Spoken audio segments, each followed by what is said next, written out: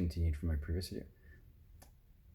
When I believed I could control, well, I knew, I witnessed, I saw that I could control time and events. Again, not having done DMT for many hours, I saw in my vision this sort of swirly distortion. And this sort of swirly distortion represented how I was moving through the fractal space of possible realities. And I could, with my mind, I could make this swirly thing I saw move faster or slower. And as I did, I saw different events happen. I had someone in my hotel room, I swapped them out for a different person. I imagined that they left, I imagined that they came back, I imagined they got back in bed with me. I imagined that the police came through and were about to shoot me. And all of these things, like, I heard and watched them happen. I looked up and I saw a different person, like as clear as anything I've ever seen in my entire life. I saw these things. And just to backtrack a bit, just before I got in bed, I started coughing. I started coughing really badly, and I coughed up so much blood. And the blood was pretty sort of dark red. I mean, it was sort of reddish. And then I coughed up this lump, this tumorous looking lump. I couldn't figure out where it came from, but this wasn't a hallucination. I actually got in trouble for making a lot of blood in my room, but I coughed up this bloody lump. I wish I'd kept it to get it checked by a doctor. But I coughed up this bloody lump, and I believe it was some sort of tumor or something that the DMT was purging. And I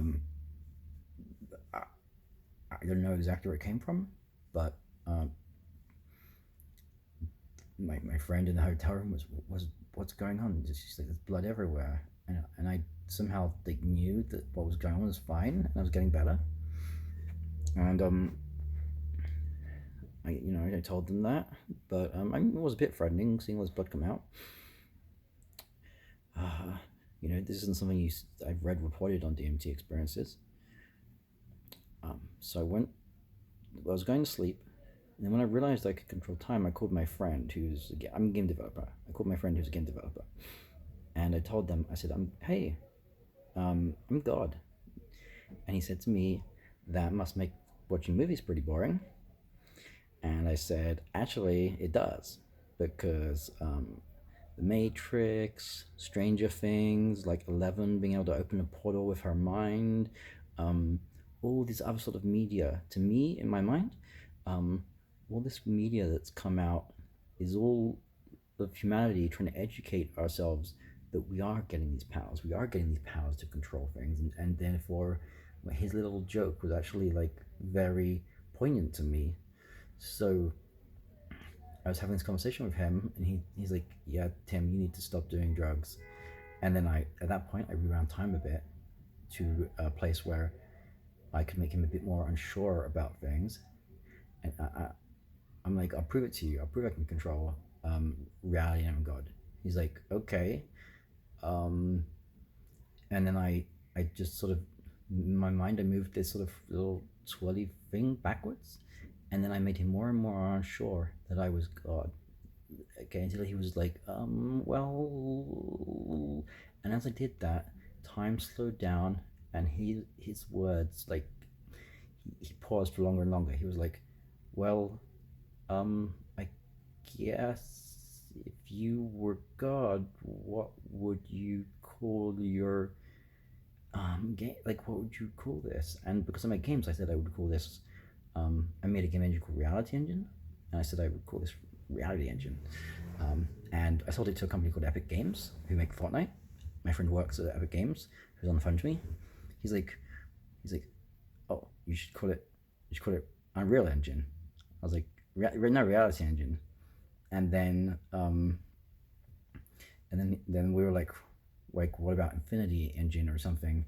And then somehow I kept like swatting this thing to make him more unsure, but as I made him more unsure about moving God, like more sure that I was God, he, this may sound like not making any sense, he became God too. And then it was like we were both players in this game, and then he got control of this little swirly fractal thing in front of me, and he could move it backwards and forwards, and we started wrestling for it because like the Alan Watts like Akira the Don, by the way, is awesome, and like but he makes the Alan Watts imagine like what dreams imagine sorry if you were God, what dreams would you dream? First, you dream of all of the delights of the world, of dancing ladies and all these things, and then you'd create more difficulties, wrinkles in time, and eventually you'd want to forget your God to make things more interesting. So, me and my friend were on the phone, and we were controlling time, and we were controlling how much we were allowing ourselves to forget. It was like as we traveled through this fractal space, we were allowing ourselves to forget that we were God, and it was getting scary, and we'd pull back, and the fractal swirly thing would slow down, and then because we didn't want to we didn't want to forget suddenly like I want to like start my life again and forget that I was God. I didn't want to do that right now. I wanted to have some fun, but also it was we were just playing with it for each other. We were treating it like a game. And, that's probably my bias as being a game developer, was that like life's like a video game, because my guess here is that DMT, if we're all gods on DMT, then whatever anyone wants to believe can happen. So for someone else, it might not be a video game; it might be something completely different. I also, by the way, gained a knowledge of Lagrangian. Like, is it? For some reason, I'm saying these words. I don't even know what they mean. Lagrangian hyperspace, hyperbolic dimensional space. Something Eric Weinstein went on about. I feel like I completely understand it. But I'm probably using nonsense words here. But what I had this vision of is this. If you take like a polygon or the surface, like just like a string, right? Because okay, I'm gonna go all over the place here. I saw the universe as like a note, a song, like a wave, right? A wave function, which makes sense, an infinite wave function, and but I also saw it as strings. So if you take a one-dimensional string, obviously one-dimensional, and then you extrude it, you have a plane, and then you cut it around on itself, and you have a cylinder. And if you offset it just slightly and have it self-intersect and then loop round on itself, like so it goes like this. At this point, it goes like I can't do it with my hand. It goes in and it goes out and it comes round and it turns in on itself, like the helix structure of DNA. And this might not make any sense to anyone, but this was important to me because this represented the fact that like there are infinite dimensions curled up within, small space-time. Within every like atom string, we break it down, there's just more and more dimensions there because of the way these strings can curl in on themselves, and also our DNA, which is the reason, like in a entropic universe, we're fighting entropy.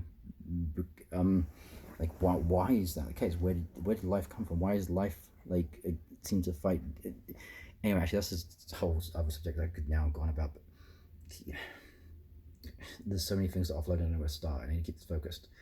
So like, control time with my friend. We were playing this game, and like I fell asleep at some point.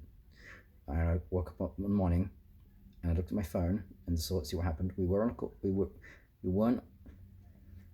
Was the call happened? I can't remember. Yeah, we had a call, and the last words I said to my friend was, I saw on my phone was like, I'm God, and he's like, no, it must make movies pretty boring. Oh yeah, no, and it showed on my phone that the call never went through. It was a missed call, and I was like, damn it! I fell asleep, and he took over reality, and he put me in a reality where that call never happened, and I just sounded like a crazy idiot. And that was sort of the game. And it gets even stranger now because I saw these little, you know how you see floaties in your eye? Like, yeah, I was seeing these little floaties of light, no, just floaties, I guess, coming towards me like this. As I thought about it, these floaties were coming towards me at a faster and faster speed. and if I stopped, like they were going away, and I had the telekinesis with my friend. We were wrestling over collecting these floaties because each floaty was like one molecule of DMT, and DMT is like the consciousness molecule. And if you collect all of them, um, like you you become more powerful. So we were like wrestling over these. This is again, I could talk about each of these subjects for like an hour. So if someone has any interest in them, I can do that. But we were wrestling over these floaties. Yeah, literally that I could tell you about that for an hour. Um, but I'll break this up and I'll skip to the next part, which gets even crazier.